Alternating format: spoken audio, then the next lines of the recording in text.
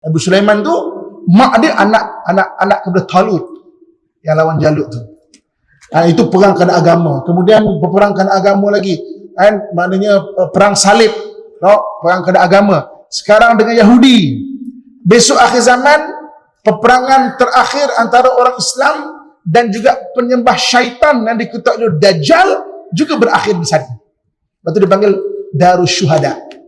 Darul Aman Mekah Madinah, Darul Barakah Syam dan Yaman, Darul Fitan Iraq, dan juga Darul Syuhada Baitul Maqdis. Jadi maknanya sana memang tanah syuhada internasional. Besok peperang besar Dajjal pun berakhir kat sana. Sallallahu ala Muhammad, sallallahu ala Muhammad, sallallahu ala Muhammad, sallallahu ala Muhammad. Bismillahirrahmanirrahim. Assalamualaikum warahmatullahi wabarakatuh. Alhamdulillah wassalatu wassalamu ala Rasulillah wa ala alihi washabihi man tabi'ahu wa man nasara wa la. Kita mulakan dengan syair dulu insya-Allah.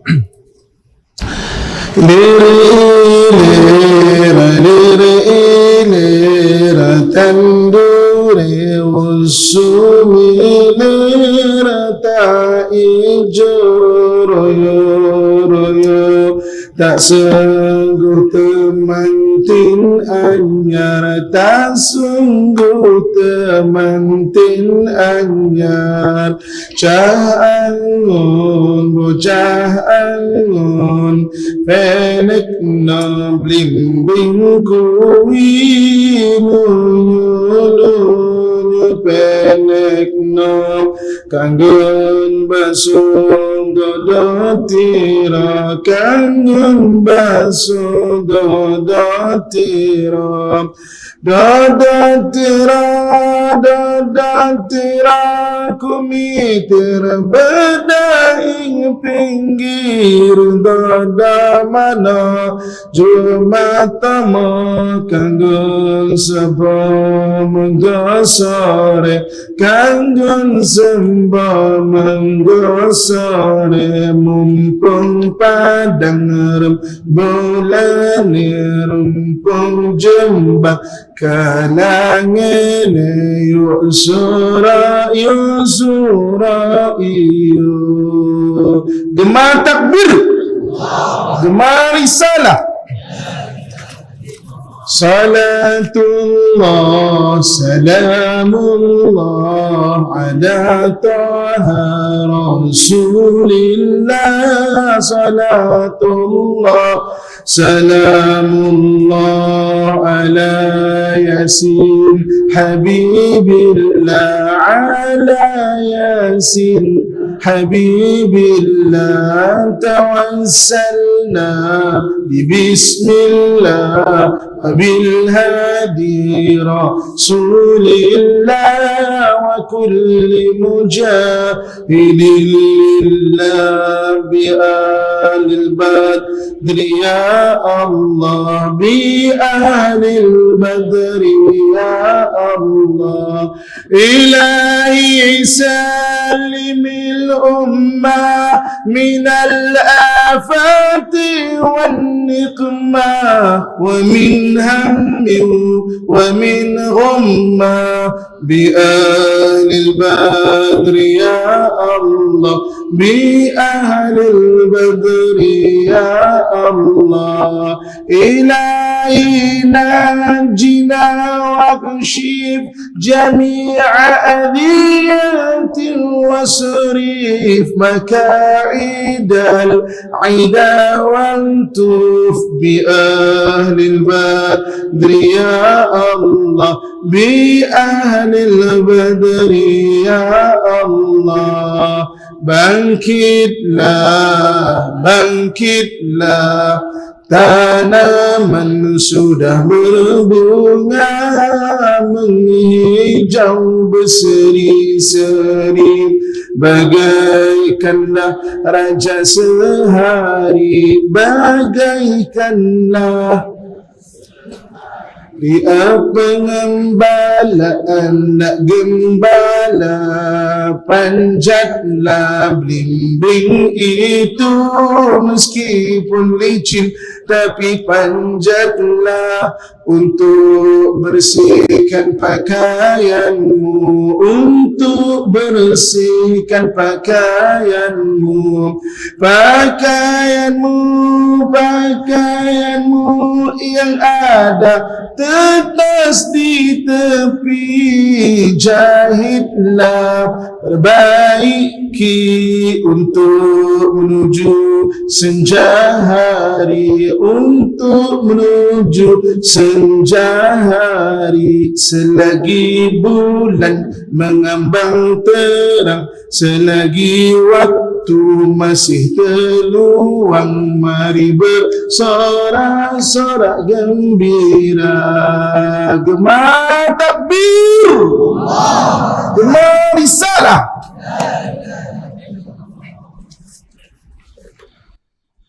Bismillahirrahmanirrahim. Assalamualaikum warahmatullahi wabarakatuh.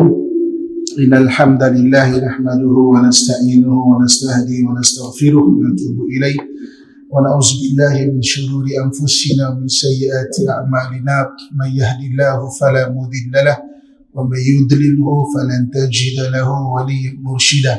Asyhadu an la ilaha illallah wahdahu la syarika lah wa asyhadu anna Muhammadan abduhu wa rasuluh. Allahumma fassalli wa sallim ala sayyidina Muhammad wa ala alihi wa ashabihi ajma'in, amma ba'd. Alhamdulillah, kita bersyukur pada Allah Subhanahu wa taala dengan limpahan kurnia dan rahmatnya pada malam yang berbahagia ini dapat sama-sama kita berada dalam pengajian kita yang keempat daripada yang keenam mengenai Palestin dan sejarah Palestin. Mudah-mudahan memberi manfaat kepada kita insya-Allah. Jadi pada malam yang berbahagia ini saya nak mulakan dengan satu bab, iaitu apakah itu Baitul Maqdis. Apakah itu Baitul Maqdis? Untuk membahaskan Baitul Maqdis itu apa, kita akan merujuk kepada 5 ayat Al-Quran. Jadi maknanya tuan-tuan boleh catatkan surah dia dan ayat dia untuk rujukan kita akan datang dan sampaikan juga kepada yang lain. Okey, apa tu Baitul Maqdis? Okey. Sekejap lagi kita akan pergi kepada tarikh-tarikh ni. Kita kalau boleh hafal, saya nanti ceritakan rahsia nak menghafal macam mana tarikh-tarikh ni Jadi maknanya kalau kita tahu tarikh, kita tahu timeline dia tu, jaluran masa. Jadi kalau orang cerita Nabi Musa, Nabi Isa, Nabi Zakaria, kita tahu kat mana tempat dia. Kalau kita pening kat mana tempatnya, mana dia punya masa tu kan? Okey. Jadi kita bab pertama kita kongsikan pada malam ini, apa itu Baitul Maqdis. Muslimin dan muslimat rahmatullah sekalian. Okey. Kita cerita mengenai zaman permulaan Nabi Ibrahim alaihissalam. Okey, Nabi Ibrahim ni bila dia punya tarikh dia 1800 tahun sebelum Masihi. 1800 tahun sebelum Masihi Nabi Ibrahim alaihissalam. Okey. Jadi Nabi Ibrahim alaihissalam dia waktu tu hidup di satu maknanya kawasan awal tamadun manusia setelah dihapuskan oleh Allah pada zaman Nabi Nuh. Zaman Nabi Nuh alaihissalam, tamadun manusia tu sebenarnya sangat maju. Allah macam reset balik. Jadi selepas itu kita manusia tak tahu catatan kita ni apa jadi selama hampir 4000 tahun. Zaman itu ataupun period itu namanya Ubaid period. Tuan-tuan salin kan, tambahkan pengetahuan nanti. Nama dia Ubaid period. Ubaid period ni merujuk kepada masa yang kita manusia tak ada catatan tentang kita. Jadi pada zaman Nabi Nuh, maknanya di reset balik, banjir besar, maknanya manusia semua, maknanya yang tinggal hanya 80 orang, dan juga binatang semua satu banjir besar. Jadi ketika itu manusia memulakan balik, dipanggil zaman tu Ubaid period. Sampailah Ubaid period ni wujudnya atau berakhirnya dikira ketika zaman awal tamadun manusia, iaitu zaman Mesopotamia. Mesopotamia yang awal ni dia daripada kerajaan Ur dipanggil. Kerajaan Ur. Jadi kerajaan Ur tu bukan dalam 3000 lebih kurang sebelum Masihi. Jadi Nabi Ibrahim ni lebih kurang dalam 1800 tahun sebelum Masihi. Dari hujung-hujung kerajaan Mesopotamia, kerajaan Ur, hujung-hujung situ.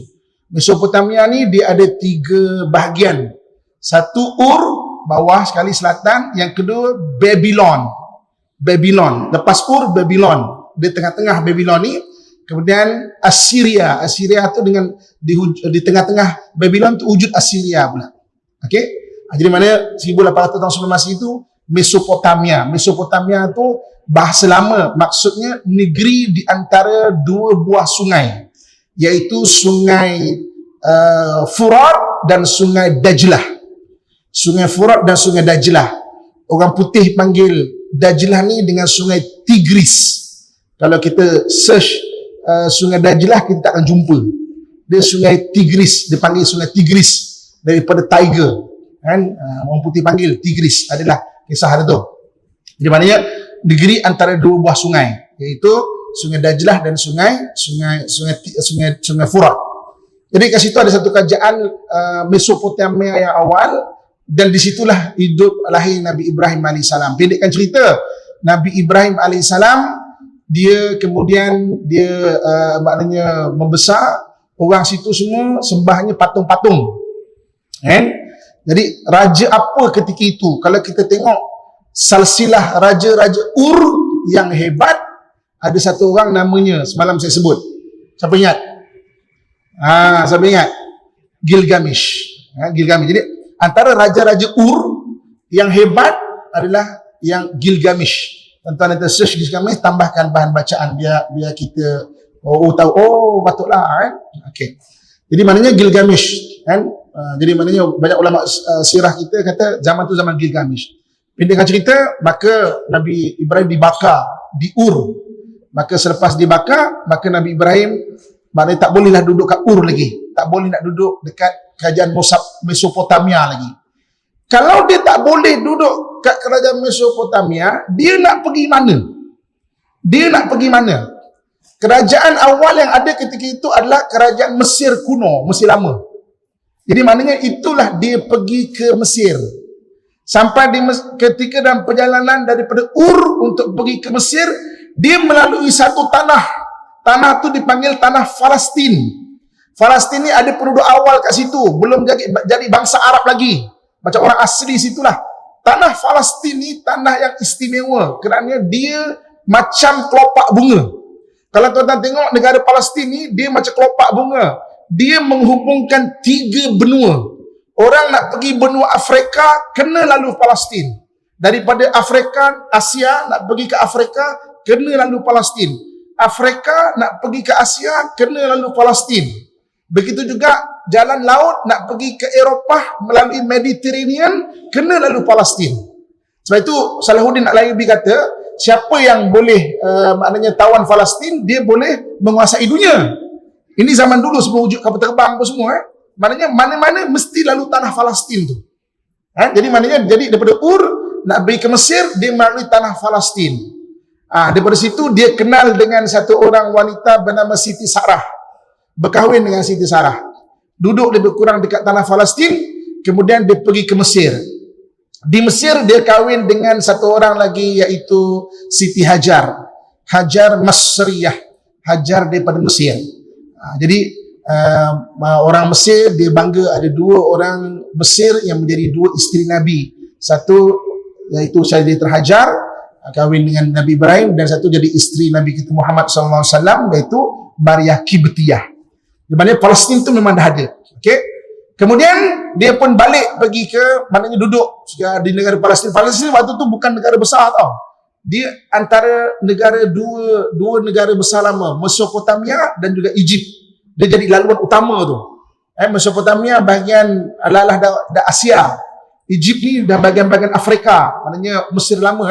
Jadi tengah-tengah tu jadi perjalanan pertukaran semua tu. Sebab tu dia boleh jadi maju situ.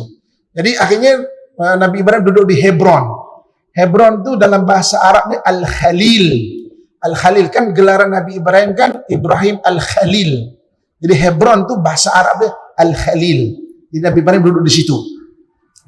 Kemudian Allah pendekkan cerita, Allah Subhanahu Wa Taala kurniakan daripada Siti Hajar anak dulu, lahir Nabi Ismail, letak dekat tanah Arab, Mekah, semenanjung tanah Arab, dan kemudian Siti Sarah pun mengandung dapat anak maknanya Nabi Ishak. Okay, daripada Nabi Ishak lahirlah Bani Israel, daripada Nabi Ismail lahirlah bangsa Arab. Okey.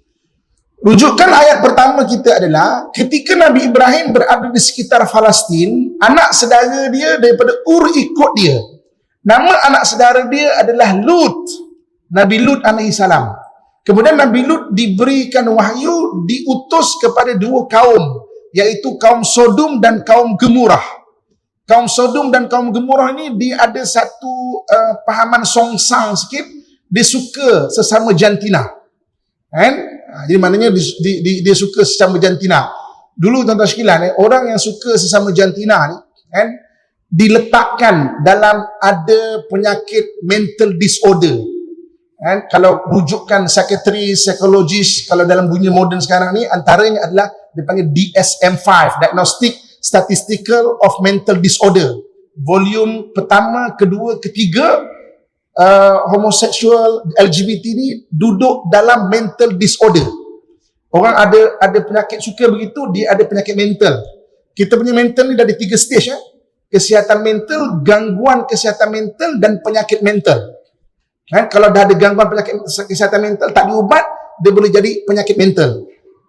Tapi di SM5 maknanya volume kelima digugurkan daripada penyakit mental sebab dia punya panel tak ada seorang pun orang Islam. Jadi oleh kerana Barat dah terima benda-benda LGBT ni, jadi maknanya akhirnya digugurkan daripada mental disorder, hanya sexual orientation saja. Dulu memang mental disorder. Maknanya kalau dia masih mental disorder, kaum Gemurah dan kaum kaum Gemurah dan kaum Sodom ni dia ada mental disorder. Kan? Dia suka orang laki sama laki ni dia suka. Maka Allah Subhanahu Wa Taala murka, Allah terbalikkan kaum Gemurah dan kaum Sodom, terbalikkan bumi dan dihenyak.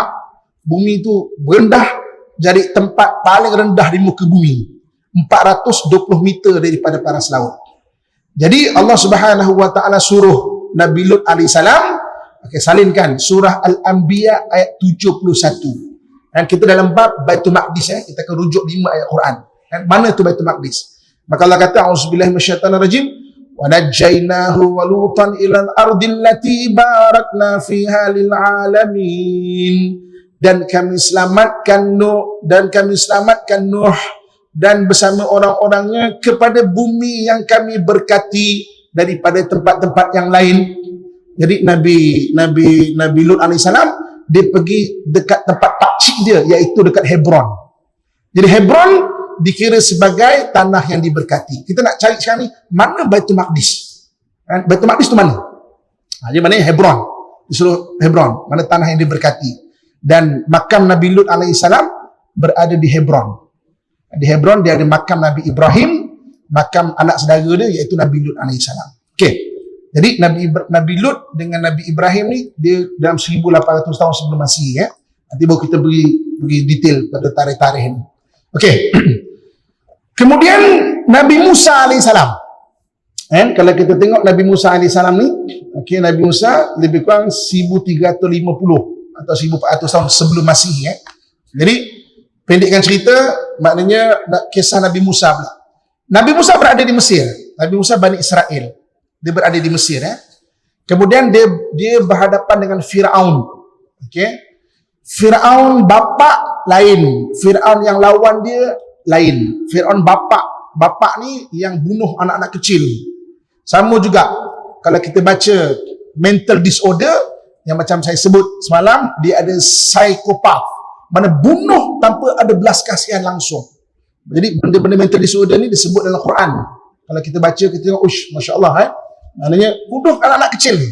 Kan sama sekarang ni, bunuh anak-anak kecil ni. Jadi Firaun bapa ni kata, dia punya dukun dia ataupun ahli sihir dia kata, nanti akan dirosakkan oleh satu orang daripada Bani Israel. Jadi dia bunuh anak-anak kecil. Tapi selamat Nabi Musa alaihissalam. Kan?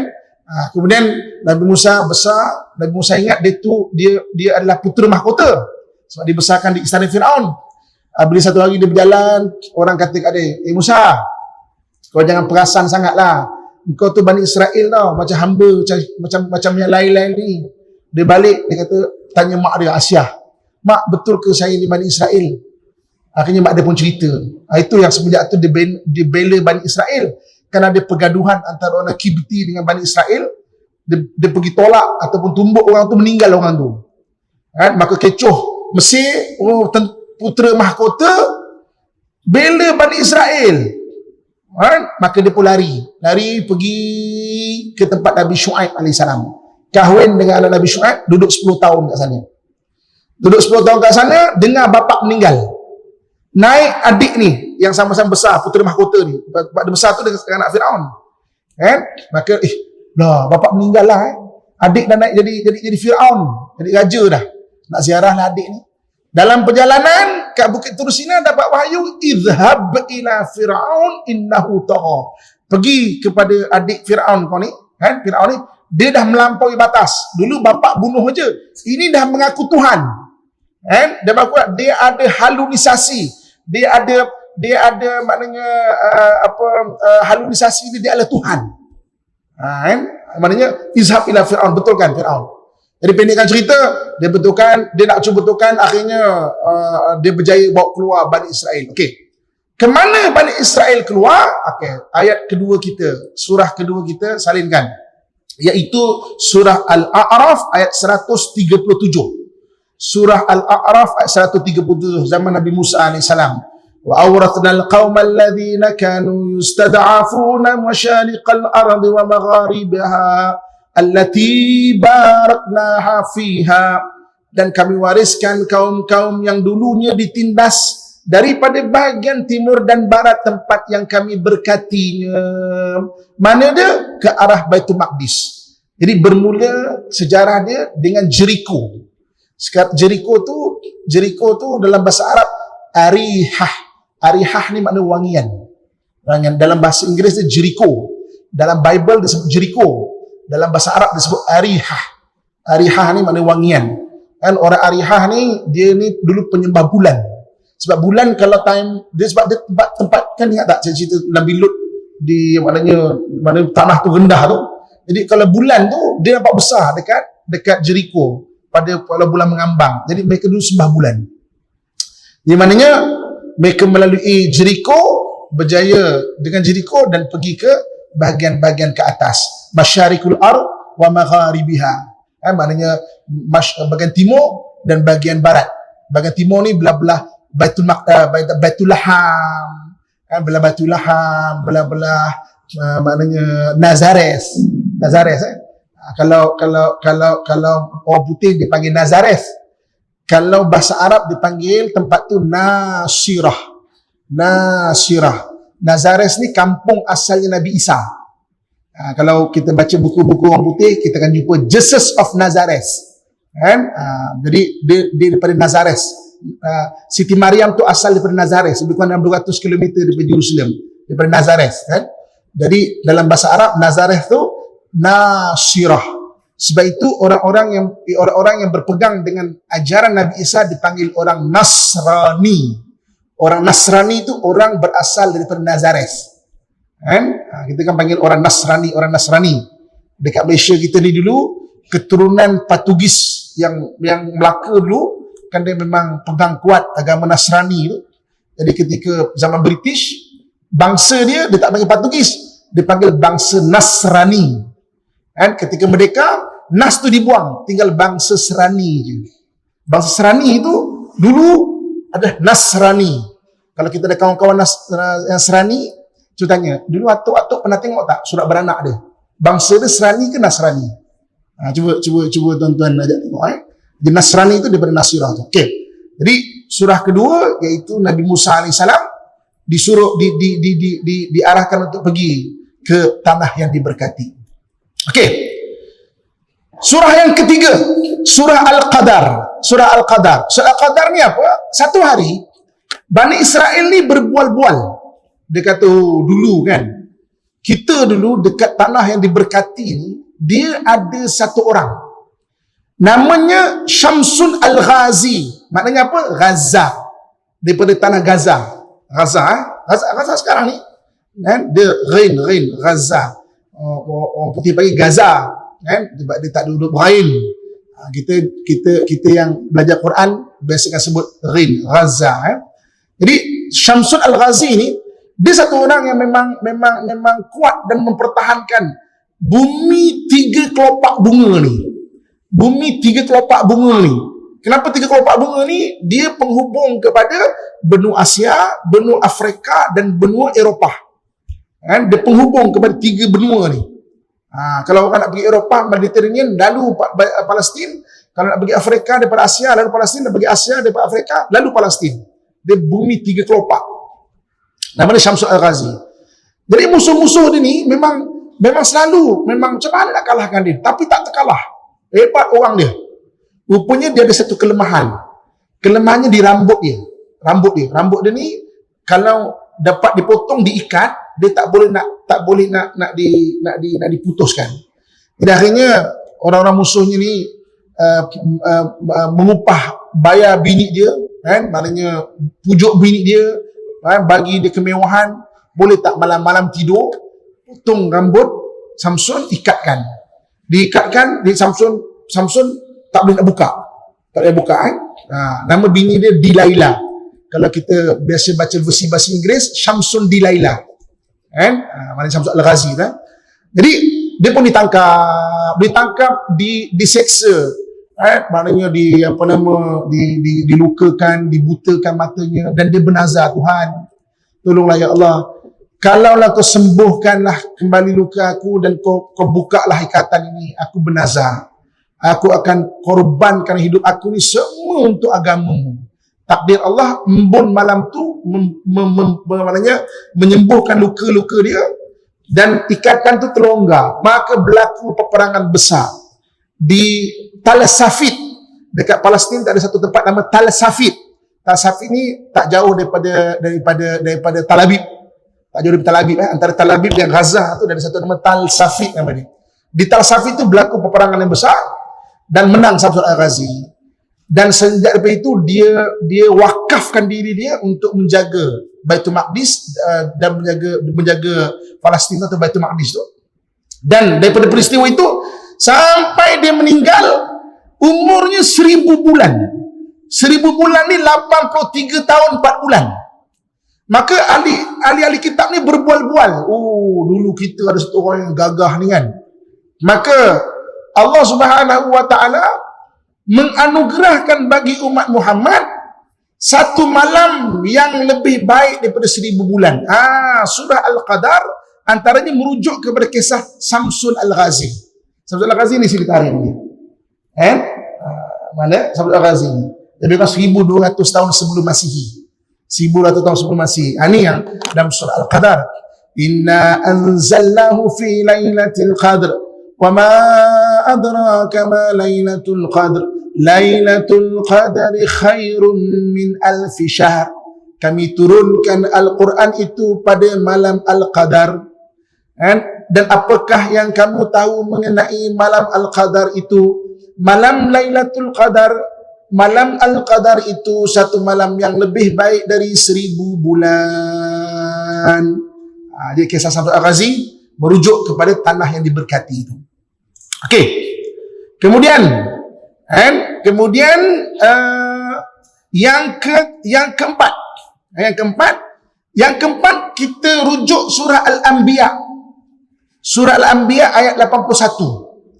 Surah Al-Anbiya ayat 81 ni merujuk kisah Nabi Sulaiman alaihi salam.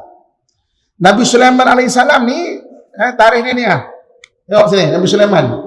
Nabi Sulaiman lebih kurang dalam 950 tahun sebelum Masihi, lebih kurang macam ni lah, 1972 sebelum Masihi.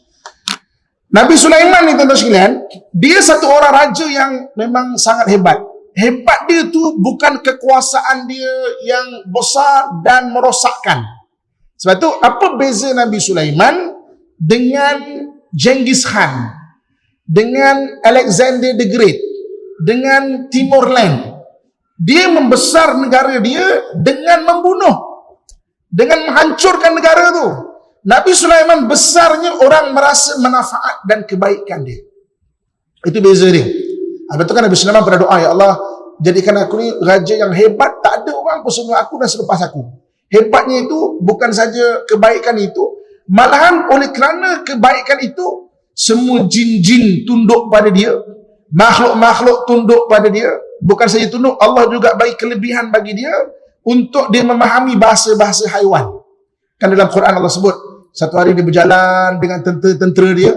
Sekali ada Raja Semut, surah An-Namli, belum rujuk surah An-Namli. Surah An-Namli itu semut. Surah An-Namli itu Raja Semut, dia dengar derapan tentera Nabi Sulaiman tu. Dia kata dekat anak buah dia, semua semut, masuk kamu ke lubang paling dalam, kalau tidak habis kita dipijak oleh Sulaiman dan tenteranya. Nabi Sulaiman dengar suara, faham? Nabi Sulaiman kata, ke tepi, jangan lalu lembah ni sebab banyak semut. Bersama pergi. Kan? Dia dengar, dia lari masuk. Dalam bahasa moden ni, run for your life, run. Bahasa moden ni, okay. Jadi Nabi Sulaiman surah Al-Anbiya ayat 81 ni, wali Sulaiman ar-riha asifatan tajri bi amrihi ilal ardil lati barakna fiha. Dan bagi Sulaiman itu angin-angin yang bergerak dengan perintahnya ke bumi yang kami berkati. Jadi bukan saja binatang, haiwan, jin-jin, angin ni juga boleh diperintah. Angin ni tuan-tuan silan boleh diperintah ni. Rupanya angin ni dia boleh molekul, dia boleh jadi keras, dia boleh tunggang angin tu. Kan? Tak ada orang yang kita dengar zaman sekarang ni dia boleh menunggang angin. Kan? Jadi maksudnya angin ni surah Al-Anbiya. Jadi maknanya pada bumi yang diberkati. Mana Nabi Sulaiman? Nabi Sulaiman pernah pergi ke tebing barat ataupun lembah Jordan tu sekarang. Di situ yang kisah semut tu. Kemudian dia pernah pergi ke kawasan berhampiran dengan Jordan. Ingat tak? Kisah dia dengan Putri Balqis. Putri Balqis kan? Jadi Putri Balqis ni dijemput Nabi Sulaiman ni, dia kalau bergerak, dia ada satu haiwan namanya burung hudhud. Burung hudhud ni, tuan-tuan sekalian, antara kelebihan dia adalah dia boleh nampak mana sumber air. Itu kelebihan burung hudhud. Sebab tu burung hudhud ni kalau Nabi Sulaiman bergerak banyak ni, bergerak kan banyak kan padang pasir. Jadi hudhud dia akan tengok, okey ada air. Dia akan berhenti dan berkemah dan ada air situ. Satu hari hudhud hilang. Sampai murka Nabi Sulaiman, mana si hudhud ni? Kita nak bergerak ramai-ramai ni. Sampai Nabi Sulaiman kata, dia kalau tak ada alasan kukuh, aku sembelih dia. Saya tuan-tuan sekalian, bercakap pasal sembelih ni, saya pernah rasa marah sampai, tuan-tuan sekalian, saya kan biasa ikut pertandingan kuda kan, endurance dekat Terengganu tu biasanya 100 km, 80 meter, 800 km. Ni bukan jalan kampung-kampung kan, lepas tu selfie tak Ni memang 100. Mula 5 pagi, mula 5 petang, habis 5 pagi tau. Kuda ni binatang hidup, bukan macam motor. Dia ada mood dia. Saya satu hari pernah kuda saya tak nak bergerak tengah hutan tau. Kan? Pukul 2 pagi, pukul 3 pagi. Tengah hutan tak nak bergerak. Penat saya kata, bergerak, tak nak bergerak. Lama-lama saya kata, aku sembelih juga kuda ni kan. Tapi kata tu tak habis itu. Aku sembelih juga kuda ni bagi budak tahfiz makan pula. Kena ingat pula budak tahfiz kan. Orang yang keliling-keliling saya semua gelakkan. Sampai sekarang jadi bahan cerita kan. Ustaz marah. Jadi ketika Nabi Sulaiman nak sembelih tu, saya rasa aku faham. Saya rasa saya faham perasaan tu. Kan? Mana hudhud ni? Kalau tak ada alasan, siap dia. Aku sembelih dia. Sebab tiba-tiba tak ada mana nak cari sumber air. Tiba-tiba hudhud datang. Hudhud datang, nasib baik dia bagi alasan kukuh. Dia kata, wahai tuan, wahai raja, wahai tuanku. Ni ada satu raja, Putri Balqis jauh tu. Dekat Sabak. Ingat tak? Jerusalem kalau ikut nak senampan, mana? Kalau semenanjung kat Melayu kita ni, mana? Jerusalem? Bangkok kan? Yaman mana Yaman? Yaman Johor. Maknanya Bangkok dan Johor nak cerita dia. Jadi Nabi Sulaiman hantar utusan jemput Balqis untuk datang.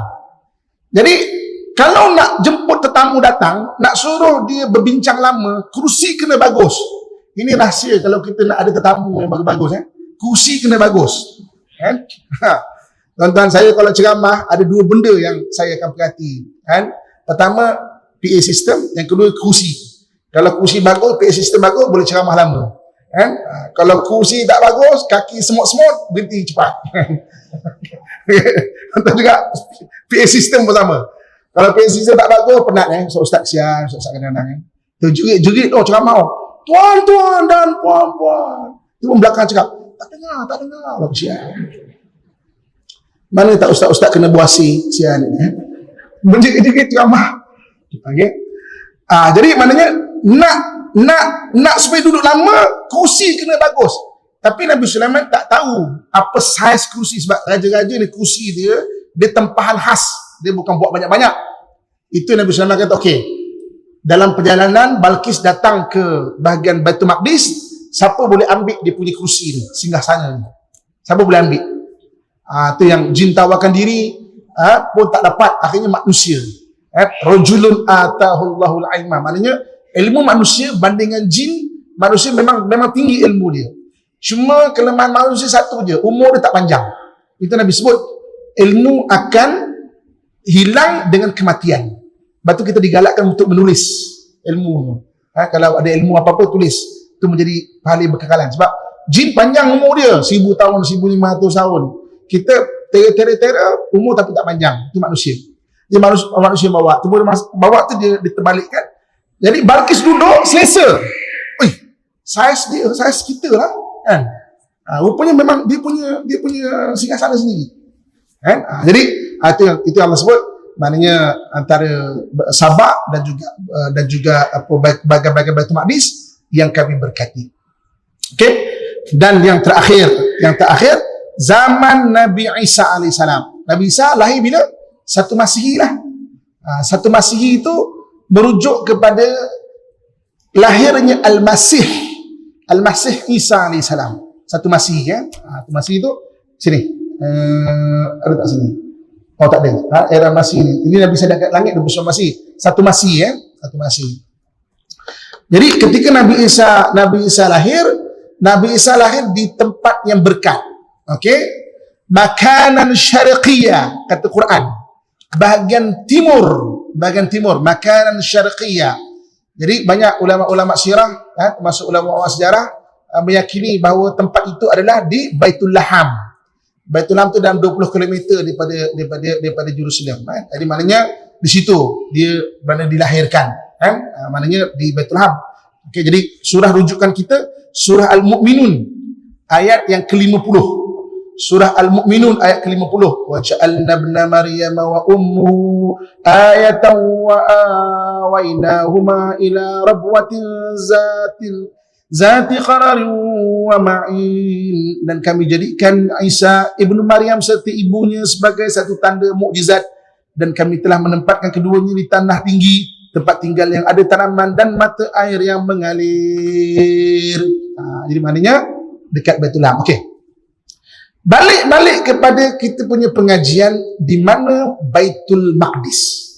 Jadi kalau sebut 5 ayat yang ini, Baitul Maqdis tu adalah sebuah negara. Baitul Maqdis sebuah negara di antara negara Iraq, Mesopotamia dan juga negara Mesir, di kawasan situ tu, di mana Baitul Maqdis. Dan Baitul Maqdis ni adalah tanah yang diberkati. Disebut tanah diberkati.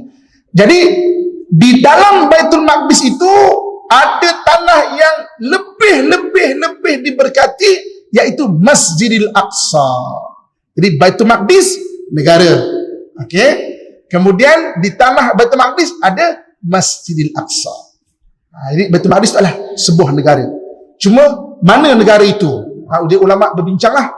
Ada kata yang tanah Palestin sekarang itulah Baitul Maqdis. Okey. Bagi orang Yahudi, tanah tanah yang dia nak ambil ni tuan-tuan sekalian adalah 5 buah negara zaman moden sekarang ni. 6 buah negara. Orang Yahudi ni pada pandangan dia 6 buah negara ni dia punya pada pandangan dia. Mana dia? Mesir, sebab dia pernah berada di Mesir. Yang keduanya Palestin sekarang. Ketiganya Jordan. Laju sangat ya. Saya pelan-pelan sikit. Pertamanya mana tadi? Mesir, sebab dia pernah berada di Mesir. Yang kedua Palestin sekarang ni. Yang ketiga Jordan. Yang keempat, Syria. Syria yang keempat. Yang kelima, Lubnan. Dan yang keenam, Iraq. Sebab Bani Israel pernah berada di Iraq, dekat Babylon, ketika dia ditawan bawa pergi ke Babylon. Ni zaman sini, zaman Nebuchadnezzar. Ni zaman Babylon. Itu yang ada dalam kitab Injil dia. Kitab Injil ni kalau kitab Taurat dia, kalau zaman moden dipanggil Psalm, P-S-A-L-M, Psalm. Kan ada lagu, dia nyanyikan lagu tepi sungai Babylon, In the River of Babylon. Saya pernah dengar lagu tu kan? For remember of Zion. Zion tu adalah Jerusalem. Waktu tu dia diambil sebagai hamba orang Babylon. Jadi 6 negara ni. 6 negara ni di antara 2 buah sungai, iaitu sungai Nil yang berada di Mesir dan sungai Dajlah yang berada di Iraq. Sebab itu lambang bendera Yahudi adalah 6 bintang yang berada di bawah 2 calit. Kalau kita perasan, 2 calit, 6 bintang tu 6 negeri. Cita-cita dia di bawah 2 calit, iaitu daripada sungai Nil pergi ke sungai Dajlah. 6 negara tu. Sebab itu dia cuba ambil Bukit Golan, Syria perang. Sinai pernah ditawan, nak cuba ditawan Sinai. Palestin memang ditawan, Jordan pernah ditawan, Lubnan pun pernah, Iraq memang cita-cita dia. Tuan-tuan sekalian, kalau kita berpeluang pergi ke Palestin, kita tengok duit shekel. Shekel ni istilah duit dia, duit sposen dia. Maksud sposen ni budak-budak kecil pun boleh pegang. Duit sposen ni ada 6 negara yang dicita-citakan tu. 6 negara yang dicita-citakan tu ada dekat duit sposen dia. Maknanya budak kecil pun daripada kecil dah didoktrinkan ini negara yang mereka nak ambil. Orang Yahudi ni. 6 negara. Dan bagaimana cara mereka nak mendapatkan negara? Mereka menghalalkan apa saja. Nak bunuh, nak apa, budak kecil apa, kan bila di-interview, kenapa bunuh baby? Dia deserve untuk dibunuh begitu. Kan itu psikopat punya jawapan. Tak ada rasa sikit pun macam belas kasihan. Lepas tu kalau tuan-tuan tanya, takrifan evil bagi Mak Saleh, evil, syaitan. Takrifan evil bagi Mak Saleh, ni takrifan orang psikopat. Mana orang evil ni siapa? Takrifan orang psikopat. Lack of empathy, kan? Tak ada belas kasihan langsung, tak ada penyesalan langsung. Trigger dengan benda-benda jenayah ni trigger. Kan? Maknanya macam Hindun kan. Sayyidina Hamzah tu dah meninggal, pergi belah mama hati, itu maknanya dia trigger, dia suka tengok benda macam tu. Kan? Dia trigger, dia thrill, ada rasa thrill benda-benda macam tu. Kan sama juga. Kan kalau kita tengok video-video macam mana dia menyanyi bersukaria, kan? Sebab dia kata kita dah kebabkan orang-orang di Gaza, kan? Sebab dia bom, bakar, hangus badan, dia suka benda macam tu. Itu dia panggil psychopath state. Kebanyakan orangnya ada mental disorder begitu. Ini bukan kita tak suka kita sebut tau. Ini kajian psikologis yang bincang benda ni, kan? Muslimin dan muslimat Allah sekalian. Okey. Jadi di mana Baitul Maqdis yang diberkati? Jadi mana Baitul Maqdis ni yang diberkati, dia adalah sebuah negara. Dari sebuah negara, ya. Jadi ulang bahasnya lah, tapi umumnya Palestin sekarang itulah Baitul Maqdis. Baitul Maqdis itu Palestin sekarang. Okey. Kemudian yang kedua, kita bincang pada malam ini. Di mana Masjid Aqsa? Masjid Aqsa pula di mana?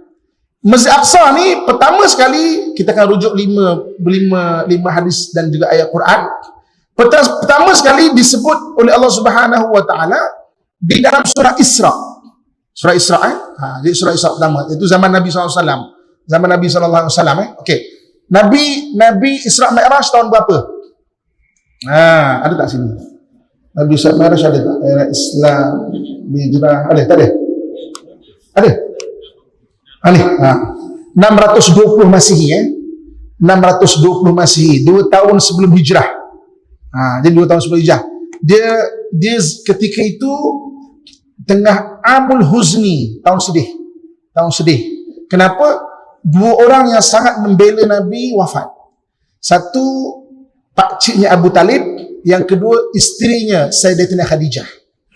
Tuan-tuan sekalian, kan? Nabi kan dah biasa dengan meninggal. Kenapa Nabi sedih dengan meninggal? Daripada kecil bapa dah meninggal, ayah dah meninggal, mak 2 tahun mak meninggal, kan? 4 tahun, 4 tahun kita meninggal. Kemudian dijaga oleh datuknya, datuk pula meninggal 6 tahun. Dia dah biasa dah meninggal. Kenapa tuan-tuan sekalian? Sebab ketika maknanya Sayyidatina Khadijah meninggal tu, ketika itu umat Islam tengah di pulau. Masuk pulau ni apa? Orang tak nak berurusan dengan orang Islam. Kan? Jadi ketika orang nak beli makan, orang Islam kita tak nak jual. Sakit, orang Islam kita tak nak jual ubat. Ketika itu Sayyidatina Khadijah sakit, Nabi nak beli ubat, orang kafir tak nak jual ubat kepada Nabi SAW. Dan Nabi menyaksikan isterinya sakit pelan-pelan makin berat dan meninggal. Tuan-tuan boleh bayangkan tak secara empatinya kalau kita berada di tempat itu. Yang kita hopeless, tak boleh apa-apa. Pergi cari ubat, balik tu tak dapat ubat. Pergi lagi. Tolonglah, isteri saya sakit. Tak, kita takkan jual ubat. Tolonglah, isteri saya sakit. Tak ada sifat kemanusiaan. Balik tak ada ubat. Dan makin berat. Akhirnya sampai meninggal dekat ribaan Nabi SAW. Itu yang Nabi sedih sangat. Kan Nabi biasa yang meninggal, tapi kenapa dipanggil sebagai amul husni, tahun kesedihan, sedih sangat. Jadi sambil sedih itulah, tahun itulah Nabi SAW di Isra Mi'raj kali. Nabi duduk dekat Kaabah tu, dekat sekitar Kaabah tu, maka atanil Jibril datang kepada aku dengan membawa satu tunggangan bernama Burak. Burak ni fauqal himar dunal baghal. Dia besar sikit daripada himar, kecil sikit daripada baghal. Baghal ni kacukkan himar dengan kuda, jadi baghal. Dia besar sikit daripada himar, mana keldai, kecil sikit daripada baghal. Maka Nabi SAW diisrakan. Ketika itulah maka Allah ceritakan mana Baitul Maqdis. Ini yang surah Isra. Subhanalladzi asra bi'abdihi lailan minal masjidil harami ilal masjidil aqsa alladzi barakna haulah. Nampak tak? Maha suci Allah yang telah mengisrakan hambanya dari Masjidil pada waktu malam, dari Masjidil Haram ke Masjidil Aqsa. Sama perkataan tak? Alladzi barakna haulah, yang kami berkati sekelilingnya. Maknanya itu Masjid Aqsa terletak di Baitul Maqdis. Jadi maknanya kemudian yang keduanya, ayat yang kedua daripada hadis Nabi sallallahu alaihi wasallam, bagaimana Nabi SAW menceritakan bahawa Nabi didatangi Burak pada malam pada malam Isra Mi'raj itu, dan Nabi datang. Hadis yang kedua yang ada dalam buku kita, nota kita itu, Nabi tambat Burak di tempat biasa yang para anbiya tambat. Maknanya tambat di situ, dan di situlah Nabi solat dekat Masjid Aqsa. Jadi maknanya kisah Masjid Aqsa disebut dalam hadis Nabi SAW. Kemudian yang ketiga, Nabi ceritakan mengenai Masjid Aqsa. Bagaimana Masjid Aqsa itu dibina? Masjid Aqsa itu di masjid pertama yang dibina ada Masjid Haram oleh Nabi Ibrahim AS. Nabi Ibrahim tahun berapa? 1800 Nabi Ibrahim letakkan asas kepada Masjid Al-Haram. Kemudian 40 tahun selepas itu Nabi Ibrahim letakkan asas kepada Masjid Aqsa. 40 tahun selepas itu. Beza dia 40 tahun. Jadi itu dah hadis Nabi SAW. Ada juga dalam nota kita tu. Kemudian Nabi Sulaiman yang membangunkan betul-betul Masjid Aqsa tu. Bangunan yang hebat, iaitu 970 tahun sebelum Masihi lah, lebih kurang. Nabi Sulaiman. Di mananya Nabi cerita apa tu Masjid Aqsa. Kemudian hadis yang ketiga, Nabi SAW sebut mengenai la tasyuddur rihal. Kalau nak bersusah payah, jangan bersusah payah illa thalathata masajid, kecuali ketiga masjid. Nak susah payah, bersusah payah pergi ketiga masjid. Yang pertama pergi Masjid Haram, yang kedua pergi Masjid Nabawi, dan yang ketiga ke Masjid Al-Aqsa.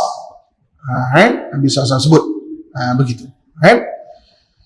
Kemudian seterusnya, yang keempat, hadis mengenai Dajjal. Dalam hadis Nabi SAW sebut bahawa sami'tu Rasulullah sallallahu alaihi wasallam yuzkaru fid Dajjal. Kami mendengar daripada sahabat, mendengar Rasulullah SAW sebut mengenai peristiwa Dajjal. Maknanya Dajjal itu tidak akan berjaya pergi. Wa alamatu yamkutu fil arba'ina sabahan. Dia berkuasa dia ataupun dia punya angkara itu selama 40 hari. 40 subuh atau 40 hari, ya.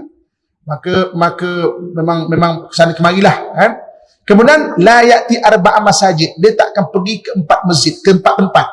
Pertama, Kaabah. Kaabah tu mana Masjid Haram lah. Yang kedua, Masjid Rasul yang berada di Madinah. Yang ketiga, Masjid Aqsa. Dan yang keempat, Tur. Tur itu Tur Sina. Dekat atas bukit Tur Sina tu ada satu masjid lah, atau surau ataupun musolla di sana tu. Itu tempat-tempat yang tidak akan dimasuki Dajjal. Dan yang kelima daripada ayat Al-Quran. Daripada Al-Quran, Allah Subhanahu Wa Taala sebut, jadi kisah bagaimana Allah Subhanahu Wa Taala sebut mengenai hari kiamat. Jadi Nabi SAW sebut, satu hari sahabat bertanya mengenai Baitul Maqdis. Afidna fil Baitul Maqdis, ceritakan kami mengenai Baitul Maqdis. Nabi sebut Baitul Maqdis adalah Ardul Mansyar wal Mahsyar. Baitul Maqdis umumnya bumi tempat bermulanya hari kiamat. Baitul Maqdis tu negara tadi kan. Bermula dikoyakkan dimensi hari kiamat. Hidup alam kita ni banyak dimensi, ya. Dimensi hari kiamat tu bermula dikoyakkan. Ni nak senang faham, bahasa nak senang faham tau. Bermulanya daripada Baitul Maqdis. Baitul Maqdis Ardul Mahsyar wal Mansyar. Bahkan Nabi kata, "Utuhu fasalli fihi." Pergi dari Baitul Maqdis ada Masjid Aqsa, kan? Kamu pergilah ke Masjid Aqsa dan sembahyanglah padanya. Sembahyanglah padanya. Okey? Kemudian para sahabat berkata, "Ara'aita illam astati." Macam mana kalau aku tak mampu untuk pergi ke sana? Maka berkata Nabi SAW, "Fatahdilahu zitan yusarrij fih." Kamu hadiahkan minyak. Dulu nak menyalakan lampu ni dengan minyak, maka faman fa'ala fahuwa kaman atahu. Siapa yang menghantar bantuan itu macam dia pergi dan sembahyang di sana. Sebab itu bicara mengenai bantuan ke Masjid Aqsa dan juga Palestin, maknanya kita bagi bantuan macam juga kita berada di sana berjuang juga. Kita sembahyang juga di sana juga di Nabi SAW. So jadi maknanya itu Baitul Maqdis dan juga Masjid Aqsa. Baitul Maqdis adalah negara, Masjid Aqsa ada masjid yang lebih diberkati, iaitu ada dekat Baitul Maqdis, Masjid Aqsa. Jadi tuan-tuan sekalian, oleh kerana Allah sebut dalam surah Isra tadi, minal masjidil haram ilal masjidil aqsa alladhi barakna haulah, yang kami berkati sekelilingnya. Kita tengok Baitul Maqdis ni daripada tadi konsisten ayat, kami berkati sekelilingnya. Kenapa Allah Subhanahu Wa Taala berkati sekeliling Masjid Aqsa? Ada 3 sebab. Kita dah konsisten tadi kan, Baitul Maqdis dan juga Masjid Aqsa kami berkati sekelilingnya, mana negeri Baitul Maqdis tu. Kerana 3 sebab. Yang pertama, kerana banyaknya Nabi, para Anbiya alaihi wassalatu wassalam di situ, dimakamkan di situ dan berjuang di situ. Banyaknya Nabi. Kenapa tak ada ke tempat lain? Kenapa berada di situ? Ingat tak tadi? Dia tengah-tengah antara Mesopotamia dan juga Mesir lama. Tempat tu tempat laluan. Dan dia negeri 3 kelopak bunga. Menghubungkan dunia tu dulu tu. Para Nabi tu banyak di situ. Yang keduanya, kenapa diberkati? Kerana banyaknya orang-orang soleh di situ. Kan saya cerita semalam mengenai hadis wali Abdal. Wali Abdal tu di tanah Syam. Dan kalau ikut Imam Masjid Aqsa, dalam setahun ada je akan buat persidangan dekat dekat sekitar Baitul Maqdis. Bila dan di tempat di mana spesifik, wallahu alam memang kata. Kan? Dan yang ketiga, kenapa diberkati? Kerana dia akan menjadi bumi syahid sampai hari kiamat. Bumi syahid sampai pada hari kiamat. Tuan-tuan sekalian, ada beberapa bumi disebut dalam hadis atau dalam Al-Quran. Antaranya Mekah dan Madinah disebut sebagai Darul Aman. Kerana Al-Quran sebut wahadal baladil amin, ini tempat yang aman. Mekah dan Madinah disebut Darul Aman. Kemudian ada negeri disebut sebagai Darul Barakah. Darul Barakah ni Yaman dan juga Syam. Syam sekarang di Syria lah. Nabi pernah doa, Allahumma barik Yamanina, Allahumma barik Syamina, Allahumma barik Yamanina, Allahumma barik Syamina. Ya Allah, berkati Yaman, berkati Syam, berkati Yaman, berkati Syam. Kemudian yang ketiga disebut Darul Fitan. Darul Fitan negeri fitnah. Negeri fitnah di mana? Iraq. Iraq, kenapa negeri fitnah? Sebab banyak peperangan kerana fitnah di sana. Sejak dulu lagi. Babylon kan, kawan Jerusalem, lepas tu orang Parsi serang dia balik. Kan? Kemudian Nabucodonosor tu kemudian berlaku peperangan Babylon. Lepas tu dekat Babylon, dekat Iraq ni juga diturunkan dua malaikat yang mengajarkan sihir, iaitu malaikat Harut dan Marut dalam surah Al-Baqarah. Harut dan Marut ni dia mengajarkan manusia sihir. Jadi kejahatan manusia dah bukan yang zahir, malahan yang batin, yang rohani juga. Orang boleh bunuh orang, mudaratkan orang dengan sihir. Sampai dalam Quran Allah sebut mayufarriqu nabi, maknanya boleh memisahkan bainal mar'i wa zaujih, antara suami dan isteri. Tuan-tuan sekalian, kita ni yang paling kenal kita siapa? Bukan mak ayah kita tahu, suami ataupun isteri. Itu memang paling kenal lah sebenarnya. Sebab mak bapak bila dah besar, dia pun takkan kenal kita. Tapi suami isteri paling kenal. Orang yang paling kenal boleh tiba-tiba tak kenal. Sihir. Tiba-tiba boleh lupa. Bini lupa, isteri lupa, anak-anak. Sihir. Mudarat dia macam begitu sekali. Diturunkan di Iraq, Babylon, di Babil, surah Al-Baqarah. Kemudian kita tengok peperangan Mongol langgar Baghdad. Bukan peperangan agama, sama juga peperangan fitnah. Kemudian akhir zaman nanti dalam hadis ada dua peperangan antara Sungai Dajlah dan Sungai Furat. Sungai Dajlah dan Sungai Furat nanti kalau ikut hadis akan mengeluarkan emas yang akan menyebabkan orang berperang sampai tak ada berbunuhan tanpa belas kasihan. Juga kena fitnah sampai kena hari kiamat. Sebab itu disebut Darul Fitan, negeri fitnah. Dan untuk Baitul Maqdis dipanggil Darul Syuhada, negeri syuhada. Sebab apa beza Darul Fitan dengan Darul Syuhada? Baitul Maqdis beza dia peperangan dia kerana agama. Dulu lagi peperangan dia kerana agama. Kita tengok zaman Nabi sebelum Nabi Daud, zaman Jalut dan Talut. Jalut dan Talut ni bapa mentunya Nabi Daud, ada kat sini. Ni ancaman daripada Jalut. Jalut dan Talut. Jalut ni satu orang raja, dia nak serang Baitul Maqdis. Allah utus Talut. Jadi Talut ni berperang. Jadi yang side by side dengan dia adalah anak kecil belasan tahun namanya Daud. Jadi waktu dah sampai dengan dekat Jalut ni, dia dah cedera parah. Dia kata, aku mengharap pada engkau.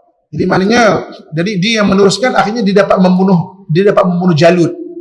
Maka Talut kahwinkan anak perempuan dia dengan Daud, dengan Nabi Daud, dengan Nabi Daud. Dan dapatlah daripada keturunan bapa yang hebat, dan keturunan mak yang hebat, maknanya anak Talut tu, lahir anak super hebat, iaitu Sulaiman alaihissalam. Nabi Sulaiman tu, mak dia anak kepada Talut yang lawan Jalut tu. Itu perang kerana agama. Kemudian perang kerana agama lagi, maknanya perang salib, perang kerana agama. Sekarang dengan Yahudi. Besok akhir zaman, peperangan terakhir antara orang Islam dan juga penyembah syaitan yang dikutuk oleh Dajjal juga berakhir di sana. Lepas itu dipanggil Darul Syuhada. Darul Aman Mekah Madinah, Darul Barakah Syam dan Yaman, Darul Fitan Iraq, dan juga Darul Syuhada Baitul Maqdis. Jadi maknanya sana memang tanah syuhada, tanah syuhada. Besok peperang besar Dajjal pun bahaya kat sana. Ni. Muslimin dan muslimat alhamdulillah sekalian. Okey. Jadi maknanya itu mengenai kefahaman kita Baitul Maqdis dan juga Masjid Aqsa. Masjid Aqsa. Boleh sekarang ya? Okey. Kalau boleh saya nak pergi pada part yang terakhir pada malam ini, iaitu part yang memeningkan, iaitu timeline. Kan? Nanti saya nak ajar cara nak hafal macam mana. Hafal kita bundarkan. Kalau nak hafal benda ni, hafal bermula dengan zaman Nabi Ibrahim.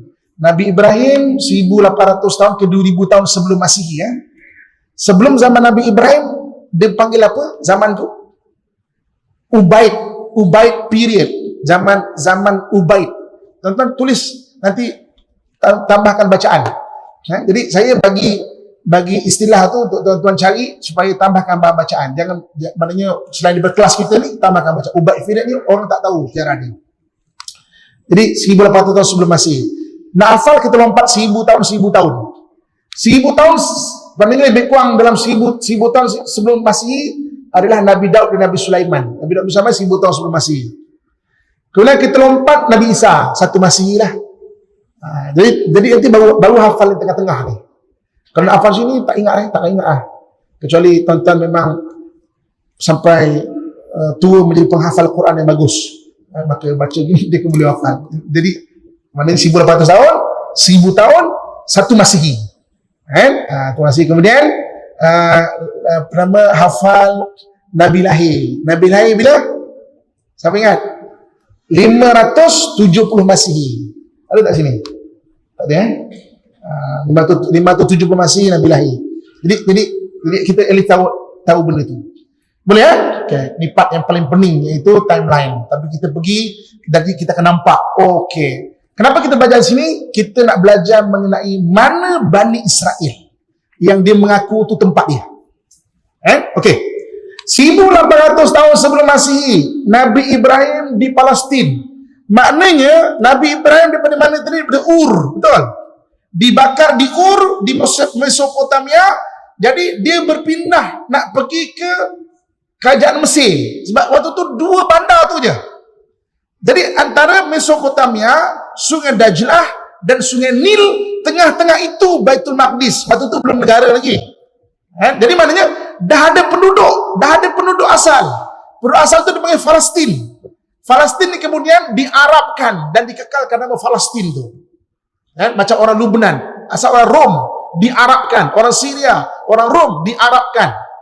Orang Mesir, orang Najasyi diarabkan. Kan Mesir, Sudan kan orang Arab, tapi asalnya bukan orang Arab.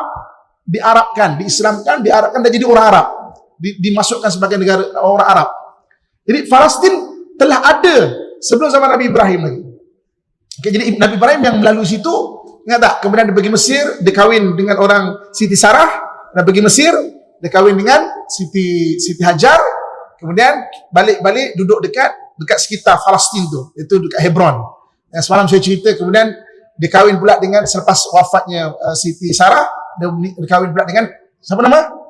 Keturah yang kemudian dah cari belum buku, saya suruh cari semalam. Siapa dah cari? Angkat tangan. Cuba cari, siapa dah cari? Jangan malu. Dah cari kan? Jumpa? Tak jumpa? Tak, cari dekat ni je. Dekat internet.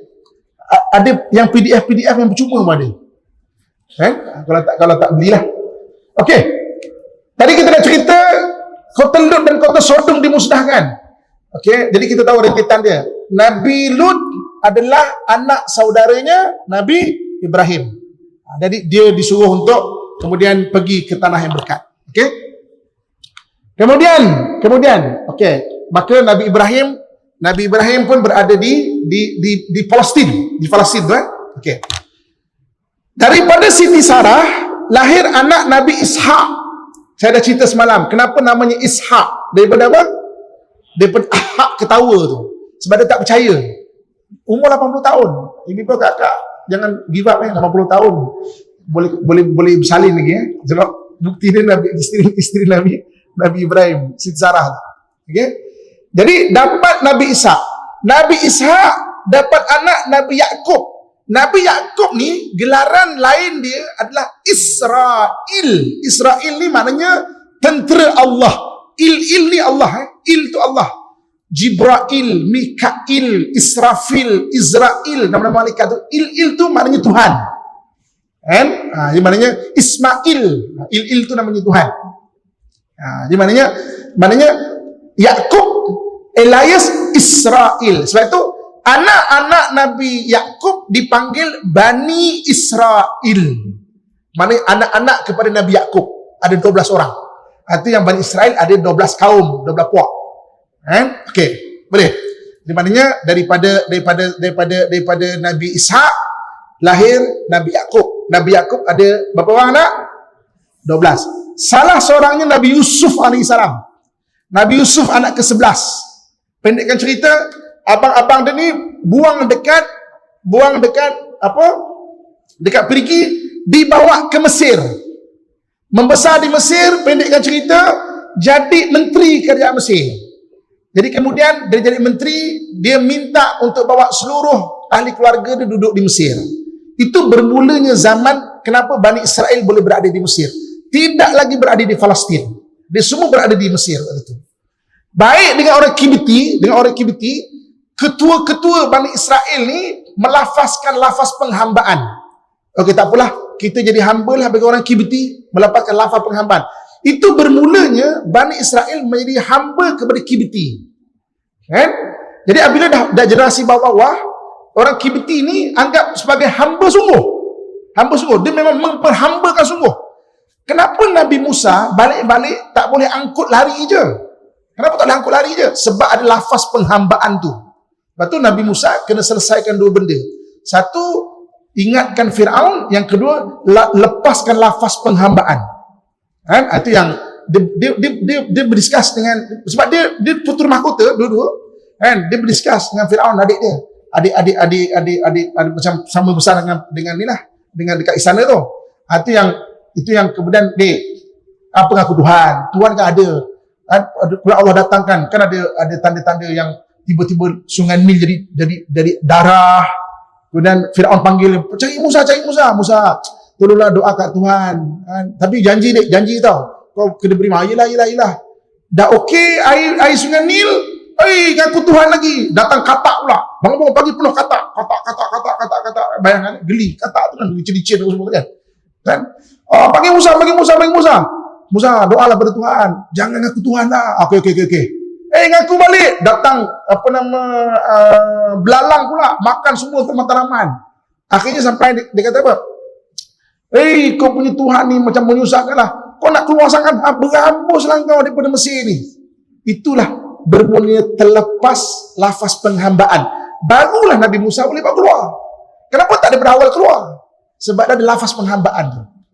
Kan? Jadi itu yang Nabi Musa bawa Bani Israel bukan balik tau, menuju ke tanah yang diberkati.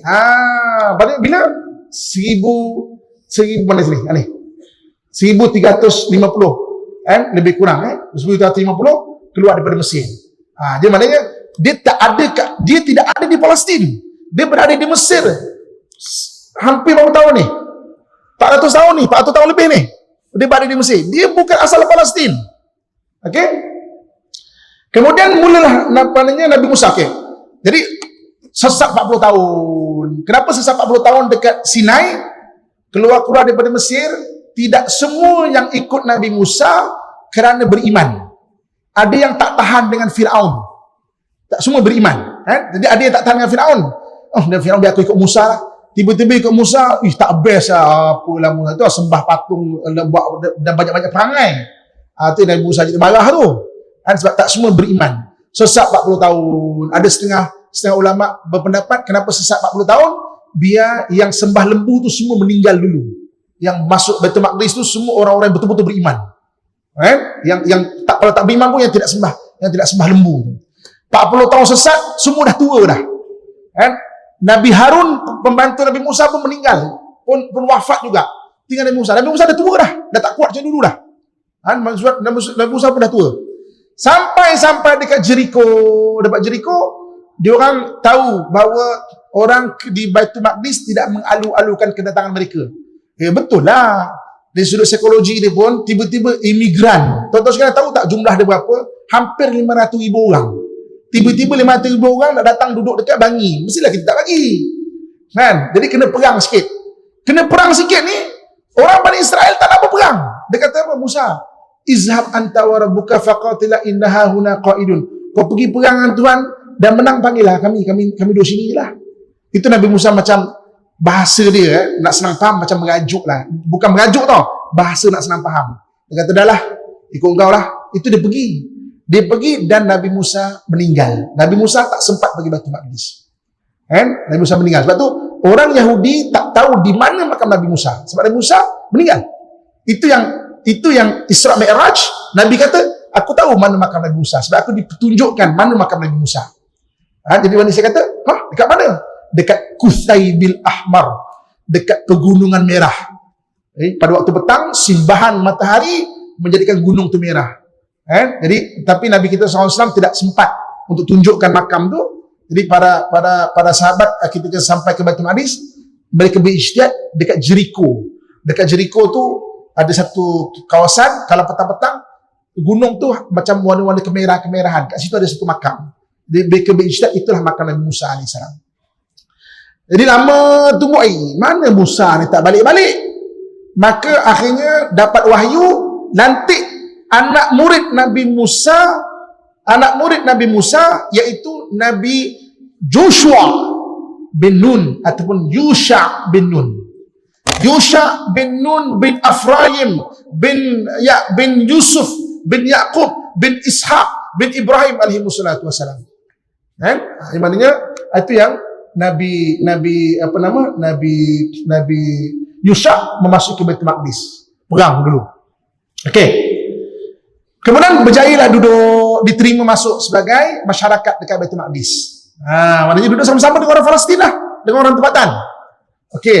Kemudian Samsul Al-Ghazi. Ini tadi kisah Samsul Al-Ghazi. Samsul Al-Ghazi ni antara orang Bani Israel yang berkhidmat, orang beriman untuk jaga Baitul Maqdis. Kemudian daripada Jalut. Okey, lebih kurang 1000 tahun sebelum Masihi. Okey, kalau kita siapa cikgu sejarah depan saya, 3000 tahun dulu zaman apa? 3000 tahun dulu, maknanya 2000 tahun dan 1000 tahun sebelum Masihi. Dia perpindahan antara zaman gangsa ke zaman besi. Bronze Age ke Iron Age. Besi baru ditemui. Sebab itu kenapa Nabi Daud waktu tu boleh melembutkan besi, sebab besi itu baru ditemui. Tak ada siapa pandai mencanai besi kecuali Nabi Daud alaihissalam. Besi baru ditemui. Jadi maknanya tu yang 1000 tahun sebelum Masihi, bukan 3000 tahun daripada kita lah. Jadi maknanya, jadi Jalut ni satu orang raja, dia nak sangat besi. Itu yang dia pergi Baitul Maqdis, dia dah tawan beberapa kota di Baitul Maqdis. Kota Ashkelon dia dah tawan, beberapa kota lagi dan sedang menuju ke Baitul Maqdis. Itu yang semua Bani Israel orang minta doa supaya diutuskan orang untuk memimpin. Maka Allah datangkan satu orang bernama Talut. Talut lawan Jalut. Okey. Jadi Talut pun jadi raja. Maknanya Talut ni Bani Israel. Ini bermula Bani Israel menjadi raja sebab dia jadi ketua perang waktu tu. Jadi orang pun setuju, tak apalah jadi raja. Kemudian Nabi Daud, Bani Israel, Nabi Daud menantu dia, saya dah cerita tadi, Nabi Daud, dan Nabi Sulaiman. Nabi Sulaiman ni anak Nabi Daud dan juga cucu kepada Talut. Nabi Sulaiman lagi besar. Okey. Jadi bermulalah Bani Israel menjadi raja. Okey. Raja keturunan sampai kepada 586 sebelum Masihi, ada satu orang daripada Iraq namanya Nabuchadnezzar. Dia punya tulisan rasmi dia sekarang inilah tapi tuan-tuan tulis janji bunyi je macam saya sebut sebab tulisan ni adalah kaedah merakam suara. Maknanya kaedah dulu tak ada TV, maknanya video-video macam rekod tak ada. Jadi orang pakai tulisan ni kaedah merakam suara. Jadi maknanya diserang Nabuchadnezzar. Semua termasuk nabi-nabi daripada orang beriman datang jadi hamba dekat Babylon. Itu yang waktu tu antara nabi yang ditawan bersama-sama Nabi Zulkifli. Nabi Zulkifli antaranya. Itu makam Nabi Zulkifli dekat Babylon. Begitu juga dengan Nabi Daniel. Nabi Daniel ni satu nabi yang tak sebut dalam Quran, tapi dia memiliki ilmu macam Nabi Yusuf, boleh mentadbir mimpi. Jadi dia mentadbir mimpinya Nabucodonosor. Jadi kemudian 538 sebelum Masihi, Cyrus the Great daripada Parsi serang Babylon, bebaskan Bani Israel. Jadi yang detail-detail 38, jangan ingat 500 lah. 500 tahun sebelum Masihi, tak senang faham. Jadi Cyrus the Great. Sebahagian ulama Islam berijtihad, Cyrus the Great inilah Zulkarnain yang disebut dalam Al-Quran. Zulkarnain yang disebut dalam Al-Quran, ya. Okey. Nabi Daud apa tadi? Kalau nak bundarkan 1000 tahun sebelum Masihi. Saya nak buat satu soalan tuan-tuan sekalian. Okey. Dekat Kedah ada satu tempat relau terbesar di dunia.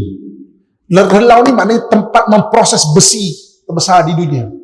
Relau dekat Sungai Batu Kedah tu umurnya 800 tahun sebelum Masihi. Dia beza 200 tahun daripada Nabi Daud AS. Jadi ketika Zulkarnain menyebut untuk mengurung Ya'juj dan Ma'juj, atini zubaral hadid, besi daripada mana? Saya tak nak obses besi daripada Kedah, kan? Tapi buktikan relau yang lebih besar daripada Kedah. Buktikan. Jepun ada 12-13 saja. Korea 12-13. Perancis ada 12-13.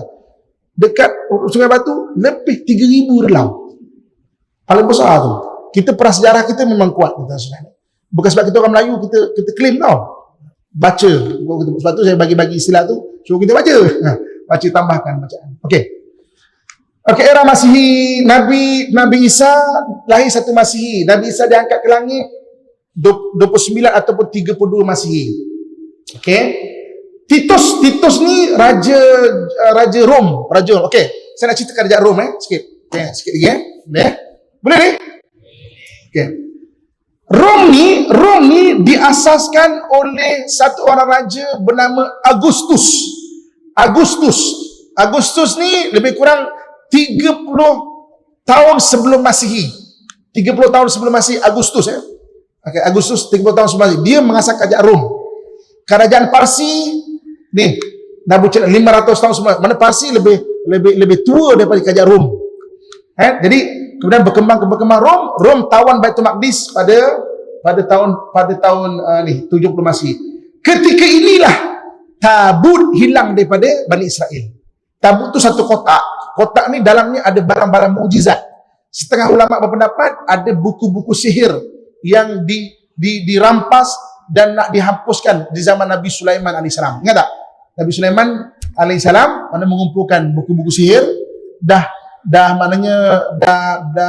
banyak dah disimpan, maknanya ada di situ, hilang kat sini. Sebab tu orang Israel memang gali seluruh Palestin, dia nak cari tabut ni.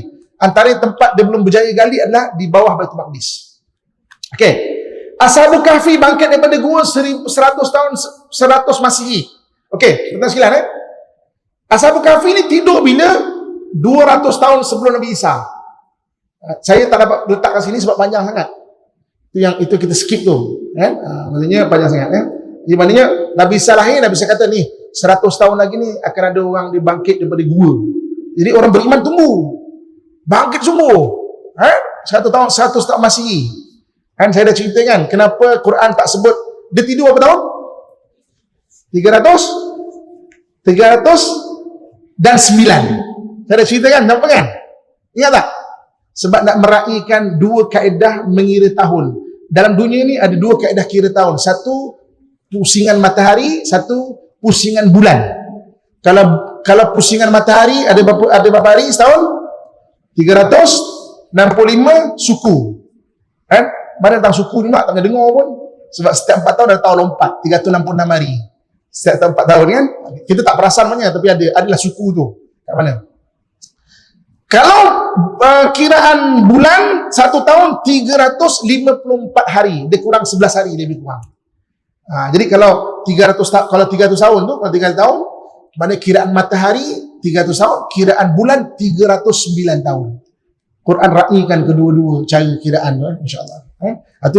Itu mukjizat dalam surah Rum. Surah Rum Allah sebut surah Rum dengan surah Kahfi lah.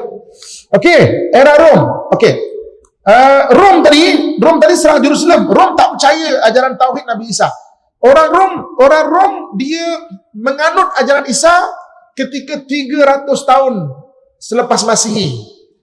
Dia punya raja nama Konstantin, mak dia yang beria nak masuk ajaran Nasrani. Queen Helena antara gelaran mak dia. Kan? Maksudnya dia masuk Konstantin 300. Jadi dekat sinilah pecah jadi dua, Rom Barat dan Rom Timur. Jadi bila zaman Nabi besok, Rom Barat dah macam dah hancur lah. Tinggal Rom Timur. Itu yang Nabi sebut la tuftihalnal Konstantiniyah tu mana ibu kota Rom akan tombang nanti. Kan? Jadi Rom ni ditombangkan oleh Islam begitu dengan Parsi. Okey. Era Byzantium ni Parsi menguasai Palestin, surah Rum 614 Masihi. Okey. Era Islam, Nabi Muhammad di Isra Mi'raj ke Palestin 620 Masihi. Nabi kita berhijrah ke Madinah. Jerusalem diberi kepada umat Islam di bawah pemerintah Sayyidina Umar 636 ke 638 Masihi. Ni nak ingat tak? Mana ingat 1000, 1800, 1000, 1 Masihi. Kemudian yang bawah ni nak ingat pun boleh, tak ingat pun tak boleh. Tapi yang penting 1000 tahun selepas Masihi apa berlaku? Berlaku peperangan salib 1089 Masihi. Ini era Salahuddin Al-Ayyubi. 1089 tombangnya Jerusalem kepada tentera salib. Kemudian tentera Salahuddin berjaya mengambil balik pada 1187 Masihi. Era Kerajaan Utsmaniyah. Okey, ni dah hujung-hujung. Dr. Theodor Herzl. Theodor Herzl ni orang yang mula-mula memberi idea penubuhan negara Israel. Theodor Herzl Theodor Herzl ni boleh nampak tak kalau fokus kat TV tu? Kakak-kakak tak nampak dah ni. Boleh nampak siapa yang kita punya TV tu? Pasal bagi dia. Okey, dah ada Facebook boleh follow situ Theodor Herzl maknanya orang yang memula idea negara Palestin, negara Israel. Kemudian revolusi Arab menentang Utsmaniyah 1916 maknanya revolusi Arab. 1917 Palestin jatuh ke tangan British deklarasi Balfour 1917 1924 maknanya batalion Yahudi dan British ditubuhkan 1924 khalifah dipadam di sejarah umat Islam 1924. Tahun depan 2024 genap 100 tahun. Genap 100 tahun. Okey. Kemudian penubuhan Israel 1948 dan akhir sekali perang 6 hari. 6 hari itu dia cuba nak dapatkan 6 negara tu. Yang cerita-cerita dia tu 1967. Jadi saya cerita timeline ni adalah untuk kita faham. Ada orang cakap, negara Palestin sekarang memang Israel punya lah. Suruh dia, kita ambil rakaman ni bagi dia. Biar dia dengar.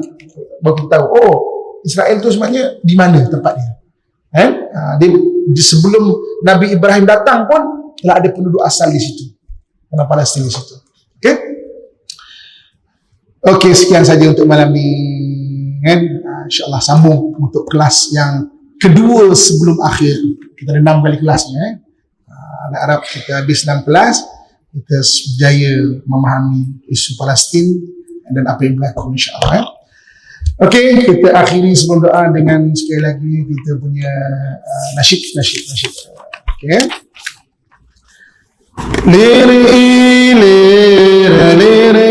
Lira tanduri usumi lira ta'ijur yo tak sungguh temantin anyar, tak sungguh temantin anyar.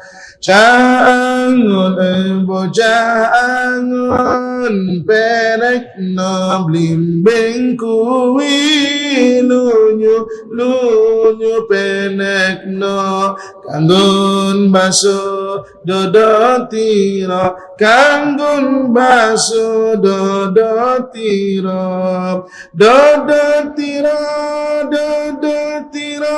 kumitir bedai pinggir dodo mana Jumlah temo kangen sepo menggosore sanggung sepo menggosore mumpung padang rembulane mumpung jembak kalangan ayo sura iyo kemar takbir kemar risalah Salatullah, salamullah ala taha rasulillah.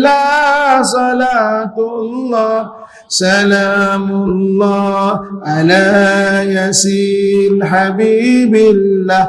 Ala yasin habibillah. Tawassalna bismillah.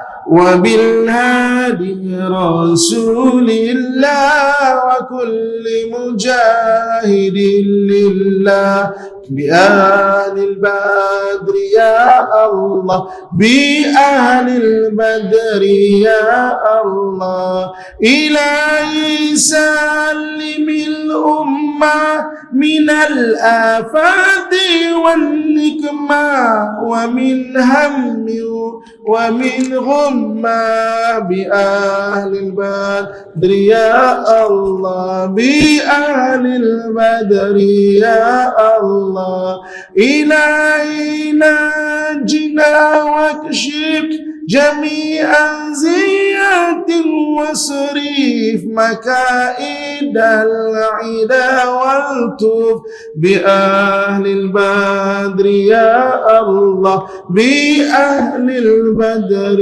يا الله bangkitlah tanaman sudah berbunga hijau berseri-seri bagaikanlah raja sehari bagaikanlah raja sehari pengembala anak gembala panjatlah belimbing itu meskipun licin tapi panjatlah untuk bersihkan pakaianmu untuk bersihkan pakaianmu yang ada tetes di tepi jahitlah perbaiki untuk menuju senja hari untuk menuju senja hari selagi bulan ngambang terang selagi waktu masih terluang mari bersorak-sorak gembira gemar takbir gemar risalah. أعوذ بالله من الشيطان الرجيم بسم الله الرحمن الرحيم الحمد لله رب العالمين والصلاة والسلام على أشرف الأنبياء والمرسلين وعلى آله وصحبه أجمعين اللهم اغفر لنا ذنوبنا ولوالدينا وارحمهم كما ربونا صغارا ولجميع المؤمنين والمؤمنات والمسلمين والمسلمات الأحياء منهم والأموات اللهم ارحمنا وارحم والدينا وارحم أمة محمد اللهم ارحمنا وارحم والدينا وارحم أمة محمد اللهم ارحمنا وارحم والدينا وارحم أمة محمد واسترنا واستر والدينا واستر أمة محمد اللهم انصر إخواننا المسلمين المجاهدين في غزة اللهم انصر إخواننا المسلمين المجاهدين في فلسطين اللهم انصر إخواننا المسلمين المجاهدين في كل مكان وفي كل الزمان برحمتك يا أرحم الراحمين. وصلى الله على سيدنا ومولانا محمد وعلى آله وصحبه أجمعين. سبحان ربك رب العزة عما يصفون وسلام على المرسلين والحمد لله رب العالمين. تقبل الله منكم إلا منكم تقبل يا كريم. الحمد لله.